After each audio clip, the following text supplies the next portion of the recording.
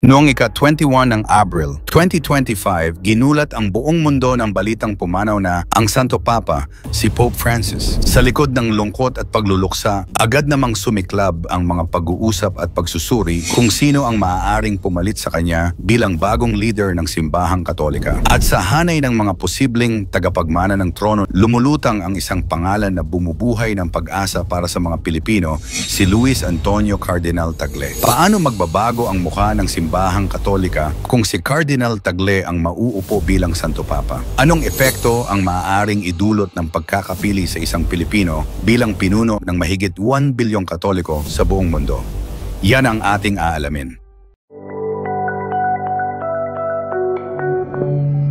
Sa kasalukuyan, si Cardinal Tagle ay nanunungkulan bilang prefect ng Dicastery for Evangelization, isang napakahalagang posisyon na may direktang koneksyon sa sentro ng simbahan. Siya ay tinatawag na Asian Francis dahil sa kanyang mapagpakumbabang pamumuno, malasakit sa mahihirap at bukas na pag-iisip mga katangiang ipinamalas din ni Pope Francis. Kung mapipili si Cardinal Tagle bilang susunod na Santo Papa, hindi lamang ito magiging makasaysayan, ito rin ay magdudulot ng malalim at malawak na pagbabago para sa Pilipinas at sa buong mundo. Narito ang ilang dahilan kung bakit. Moral at espiritual na paghahangaan ng Pilipinas. Magiging isang inspirasyon sa buong mundo ang ating bayan bilang pinag-ugatan ng isang Santo Papa. Aangat ang kredibilidad ng Pilipinas sa larangan ng pananampalataya at mas mapapansin ang ating kultura, espiritualidad at pagpapahalaga sa pamilya at komunidad. Pagsibol ng religious tourism. Ang mga lugar na may kaugnayan sa buhay ni Cardinal Tagle mula sa Tondo, Maynila hanggang sa Imus, Cavite ay maaaring ideklarang banal na destinasyon. Magiging dambuhalang ambag ito sa turismo kung saan milyon-milyong peregrino at turista ang dadalaw taon-taon. Pag-unlad ng ekonomiya. Kasama ng turismo ang paglago ng mga negosyo, trabaho sa sektor ng transportasyon, hospitality at retail. Magiging mas bukas din ang mga banyagang mamumuhunan dahil sa positibong imahe ng Pilipinas. Mas mataas na pagtingin sa mga Pilipino, ang pagkakahalal ng isang Pilipino bilang Santo Papa ay magpapataas ng tingin sa ating lahi. Ang mga Pilipino sa ibang bansa, OFW nurses, seafarers ay mas kikilalanin bilang may dignidad at kakayahang mamuno. Simbolo ng pagkakaisa ng bansa.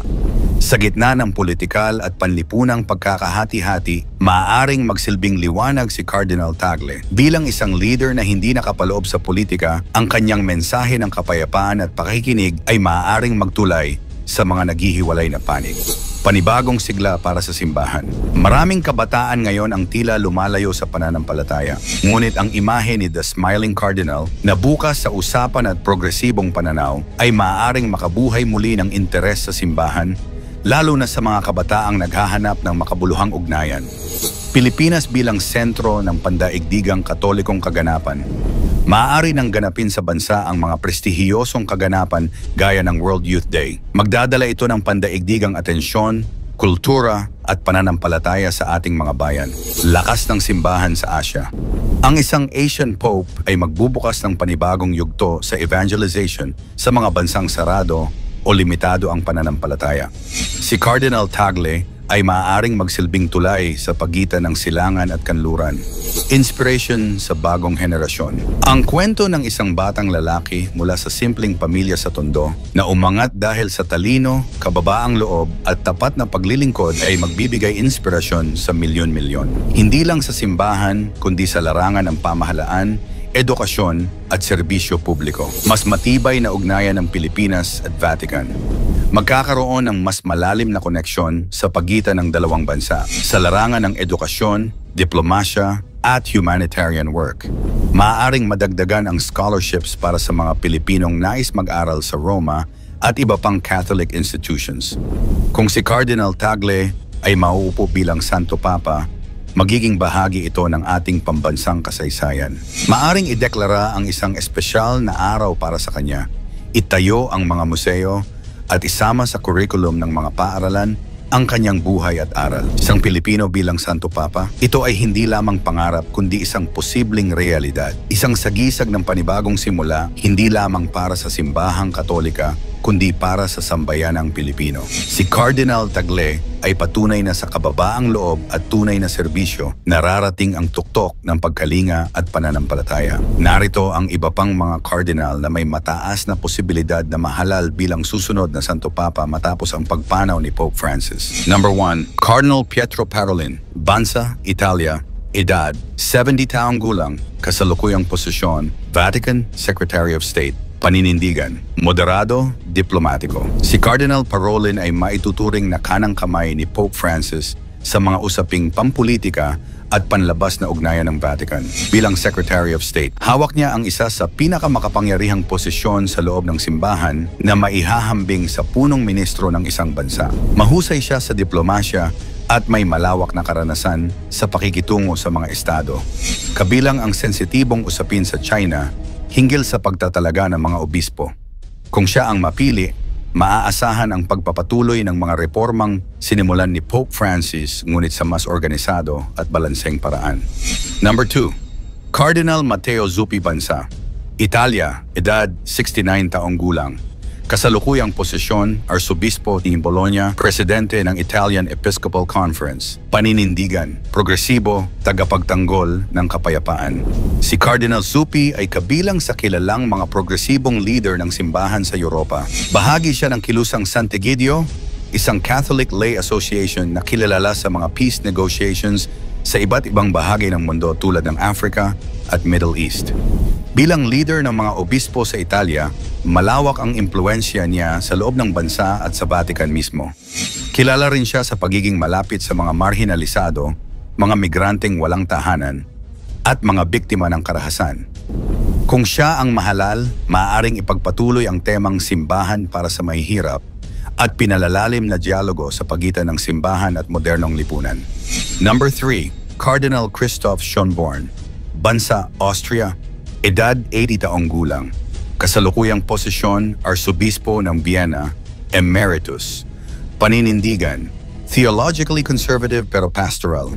Bagaman umabot na sa edad na 80 at posibleng hindi nakasali sa conclave kung ito ay gaganapin sa mga susunod na buwan, si Cardinal Schönborn ay nananatiling isa sa mga iginagalang na teologo ng simbahang Katolika.